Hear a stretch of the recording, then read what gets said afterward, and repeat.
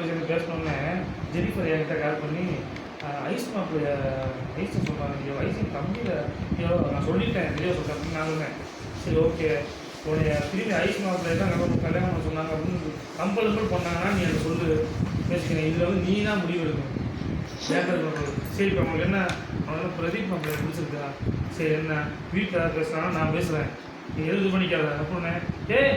அவங்கள்ட்ட நான் பேசிட்டேன் உன்கிட்ட சொல்கிறேன். இப்போ நிச்சயதார்த்தத்தை முடிச்சிட்டீங்களா இல்லை இனிமேல் தான்? அம்மா படம் பேசிட்டேன் நான் போன்ட்ட கடைசி சொல்றேன். அப்போ வந்து நான் வீட்டில் சண்டை போட தேவை இல்லையா? பக்கத்துல வேணாமா? என்னடா பஞ்சாயத்து வராது? பஞ்சாயத்தே இல்லைடா. வந்து ஒரு பேர் லவ் பண்ணிருக்கீங்க. அந்த பிள்ளை வந்து எங்கள் கிளாஸில் படிச்சிச்சு, அவன் பக்கத்து கிளாஸு. எனக்கு அந்த பிள்ளை ஃபோட்டோ வேணுனாலே வேணும்னா சரிவா நான் எடுத்துடா அப்படின்ட்டு என் கிளாஸ் ஃபோட்டோவை கட் பண்ணி அந்த பிள்ளை அப்படி நிற்கிறது வச்சுக்கோங்க. முடி இப்படி இருக்குதுல்ல, கத்திரி வச்சு இந்த முடியெல்லாம் அப்படி கட் பண்ணி போகலாமா அவங்க புரியும். அந்த பிள்ளைய தனியாக கட் பண்ணி கொடுக்கணுன்ட்டு இப்படிலாம் கட் பண்ணிட்டு எடுத்து போகாமல் அயன் பண்ணுற டேபிள் வெளியே வச்சிட்டேன்.